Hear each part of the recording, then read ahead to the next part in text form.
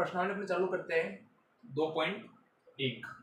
ठीक है, 2.1 का पहला प्रश्न क्या कह रहा है, निम्नलिखित व्यंजकों में कौन कौन एक चर में बहुपद है। ये लाइन इंपॉर्टेंट है। क्या लिखा हुआ, एक चर में बहुपद है और कौन कौन नहीं है, कारण के साथ अपने उत्तर दीजिए। ठीक है, जैसे पहला अपन को दे रखा है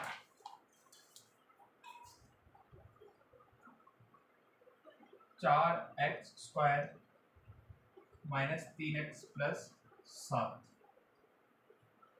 दूसरा दे रखा है y² + √2।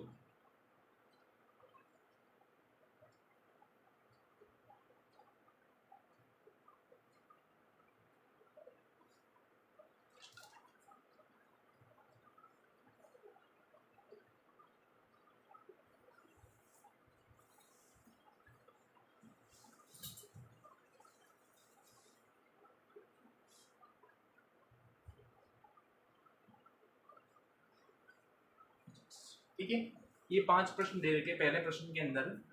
तो अपन को क्या करना है कि कौन कौन एक चर वाला बहुपद है वो अपन को बताना है। अगर है तो हाँ लिखना है, तो नहीं है तो उसका कारण बताना कि भाई ये क्यों नहीं है।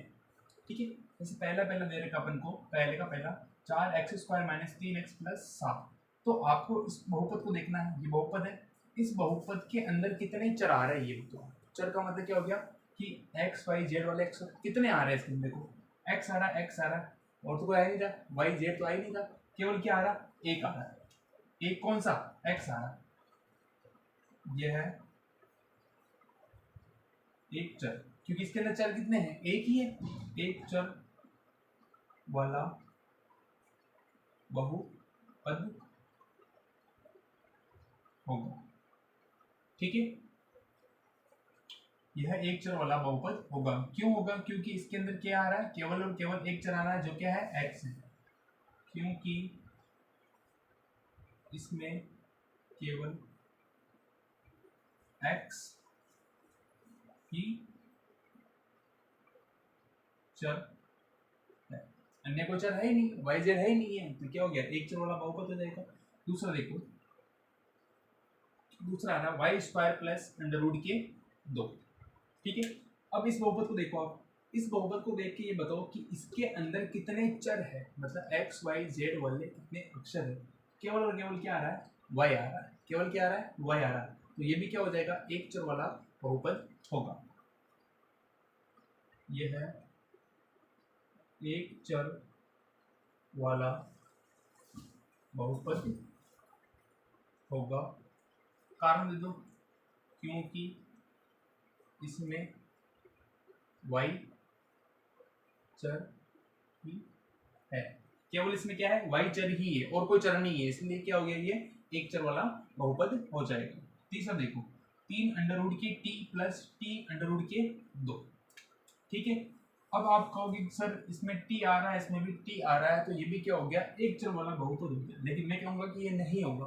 क्यों नहीं होगा, क्योंकि देखो यहाँ पे जो चर आ रहा है, चर क्या आ रहा है, t आ रहा है, गणित वाला अक्षर, अंग्रेजी वर्ण वाला अक्षर आ रहा है, जो क्या होता है, चर होते हैं। ठीक है, टी आ रहा है, टी चर है, टी आ रहा है केवल, इसके अलावा कुछ भी नहीं आ रहा है। तो आप ये टी नहीं होगा। क्यों नहीं होगा, देखो यहाँ पे टी किस में आ रहा है, टी किस में है, वर्गमूल में। टी किस में है, वर्गमूल में।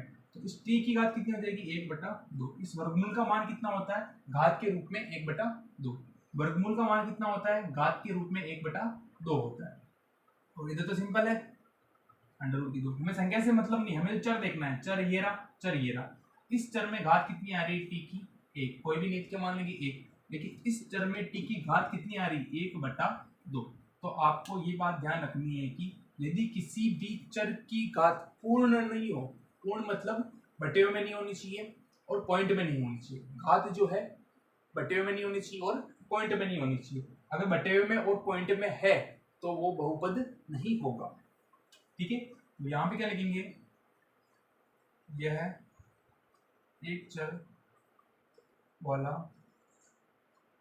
बहुपद, एक चर वाला नहीं, चर, यह चर वाला बहुपद नहीं होगा।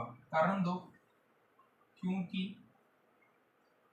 चर, चर कौन है, टी की घात पूर्ण नहीं है। क्या नहीं है? पूर्ण नहीं है। पूर्ण का मतलब क्या है? घात जो आ रही है वो किस में आ रही है? बटे हुए में आ रही है। अगर घात बटे हुए में आवे या पॉइंटों में आवे तो वो चर क्या होता है? वो पूर्ण चर नहीं होता है, इसलिए ये एक चर वाला बहुपद नहीं होगा। चलो तो देखो, इसके बटे में कुछ क्या लगा देंगे?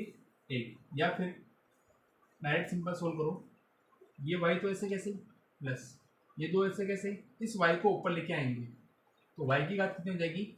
माइनस की एक। मैंने आपको बताया था कल 1/a की घात m है, तो इसको ऊपर लेके आएंगे 1/a की घात कितनी हो जाएगी? माइनस का m हो जाएगा। तो यहाँ पे a के जगह कितने आ रहे हैं? 2 आ रहे हैं, यहाँ पे 2 मान लो भाई, ठीक है। तो y की घात किस में आ गई? यहाँ पे माइनस में आ गई। इस y को ऊपर लेके आए अपन, यहाँ पे y की घात किस में आ रही है? एक आ रही है, किस में आ रही है? प्लस में आ रही है। इस y की घात को ऊपर लेके आए तो y की घात किस में हो गई? माइनस में हो गई। तो यह भी चर बहुपद नहीं होगा, क्योंकि चर क्या है इसके अंदर? y की घात पूर्ण, इसमें पूर्ण नहीं है, माइनस में आ रही ना, मतलब माइनस का मतलब क्या हो गया? पूर्ण नहीं है। चर की घात पूर्ण नहीं है, ठीक है।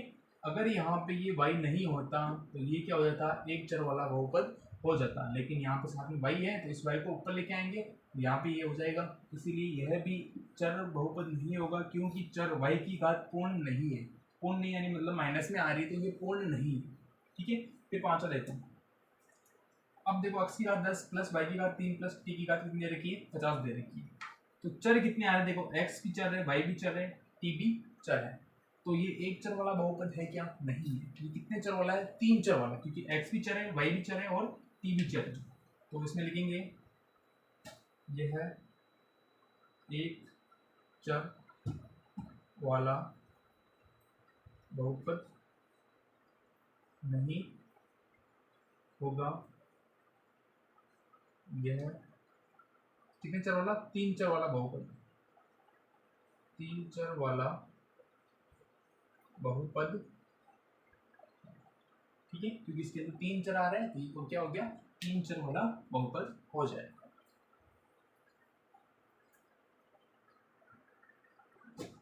प्रश्न नंबर 2 देखो। प्रश्न नंबर 2 क्या कह रहा है? निम्नलिखित में से प्रत्येक में एक्स स्क्वायर का गुणांक लिखिए। बहुपद दे रखे, इन सब बहुपद को देख के एक्स स्क्वायर के साथ में जो गुणांक में अंक है उस अंक को अपन को क्या करना है? लिखना है, प्रदर्शित करना है, ठीक है। तो कैसे करेंगे?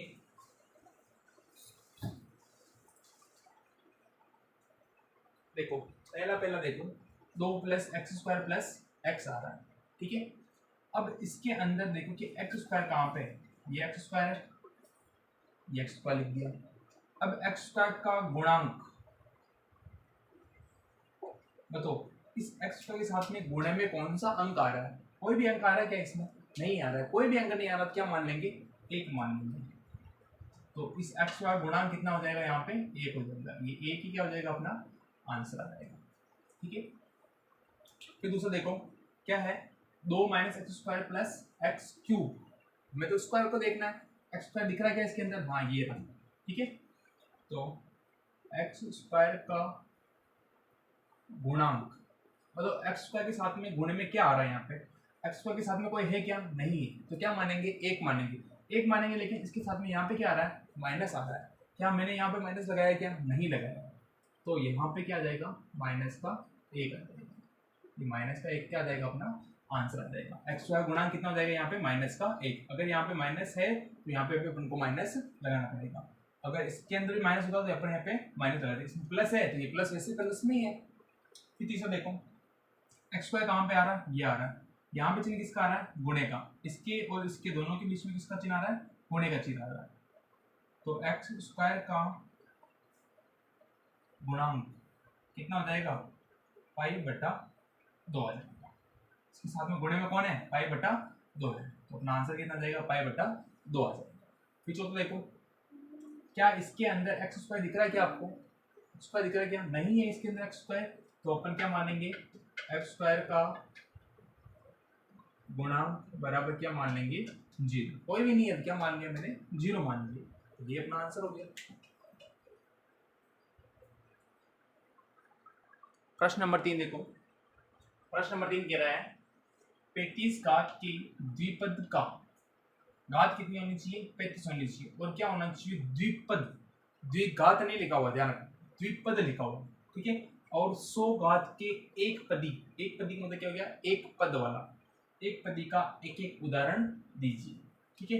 एक तो द्विपद जिसके अंदर 2 पद होने चाहिए और घात कितनी आनी चाहिए, 35 होनी चाहिए, और एक एक एक पदी लिखना है, और एक एक पदी जिसमें घात कितनी होनी चाहिए, 100 होनी चाहिए, इसमें घात कितनी होनी चाहिए, 35, 2 पद, दो लगा दिए मैंने यहाँ पे खालिस्तान, और इसमें घात कितनी होनी चाहिए, 100 होनी चाहिए, ठीक है।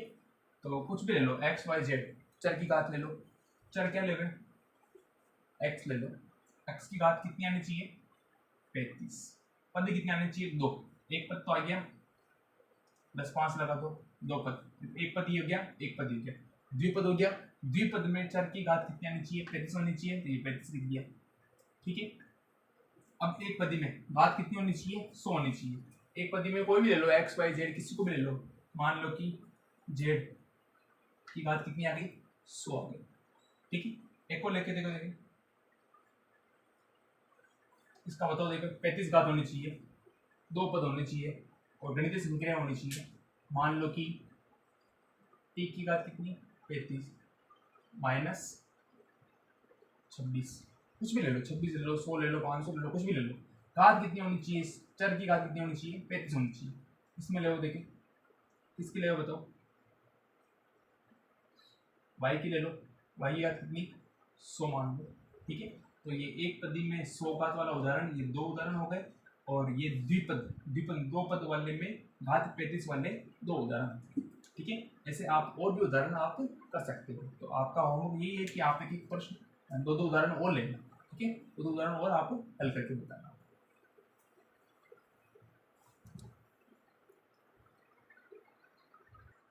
प्रश्न नंबर 4 देखो, प्रश्न नंबर 4 क्या कह रहा है, निम्नलिखित बहुपदों में से प्रत्येक बहुपद की घात लिखिए। ये बहुपद दे रखे हैं, इन पर बहुपदों को देखकर हमें क्या करनी है, घात बतानी कि भी इनकी घात कितनी है, ठीक है। तो मैंने आपको पहले भी बताया हुआ है कि बहुपद को देखेंगे अपन, तो देखेंगे इसको, देखेंगे चर को, देखेंगे इसको, देखेंगे चर को, और चर में जो सबसे बड़ी घात, सबसे अधिकतम घात है, उसको क्या मान लेंगे अपन, उस बहुपद की क्या हो जाएगी, घात हो जाएगी।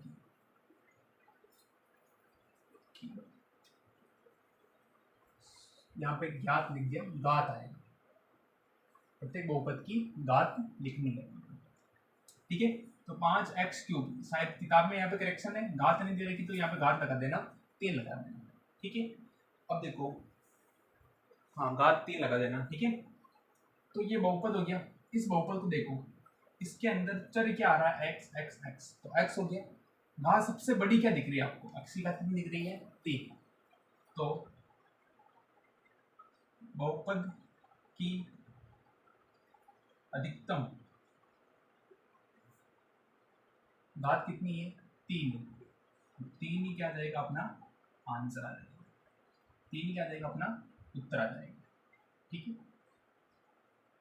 दूसरे में देखो, बहुपद देख लिया, चर को देखो, चर कौन है, y, y की क्या, y केवल एक बार ही आ रहा है, तो y की घात क्या दिख रही है, 2 दिख रही है, बहुपद की घात कितनी हो जाएगी, बहुपद की घात बराबर कितनी आ जाएगी, 2, घात कितनी आ रही है यहाँ पे, 2 आ रही है, 2 ही क्या आ जाएगा अपना आंसर आ जाएगा, ठीक है। ये देखो, इसमें चर क्या दिख रहा है आपको, t दिख रहा है, क्या दिख रहा है, t, और t की घात कुछ है क्या, कुछ भी नहीं है, क्या मान सकते हैं अपन, 1 मान सकते हैं।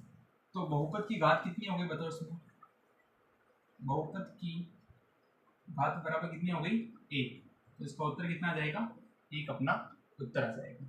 इसके अंदर देखो चर, क्या कहीं चर दिख रहा है क्या तुम्हें, एक्स वाई जेड कुछ दिख रहा है क्या, नहीं, केवल क्या दिख रहा है, अचर दिख रहा है, तो इसमें चर की घात कुछ भी नहीं है, तो बहुपद की घात क्या मान लेंगे, बहुपद की घात बराबर जीरो। तो जीरो अपना क्या आ जाएगा, आंसर आ जाएगा। ठीक है, तो सिंपल क्वेश्चन है ये।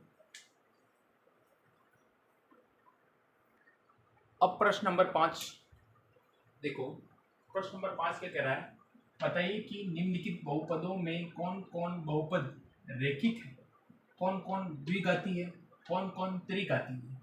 अब देखो, रेखिक आ गया, द्विघाती आ गया, त्रिघाती आ गया, घात लिखा हुआ है, क्या लिखा हुआ है, घात। तो हम बहुपद को देखेंगे और बहुपद की घात देखेंगे। ठीक है, जिसकी घात 1 आ रही है तो रेखिक बहुपद होगा, जिसकी घात 2 आ रही है तो द्विघाती बहुपद होगा, जिसकी घात 3 आ रही है तो क्या हो जाएगा, त्रिघाती बहुपद हो जाएगा। अब ये वाला बहुपद देखो, इस बहुपद में देखो x² प्लस एक्स, चर क्या आ रहा है, x आ रहा है, x आ रहा है। सबसे बड़ी घात कितनी आ रही है इसमें, 2 आ रही है। कितनी आ रही है, 2 आ रही है।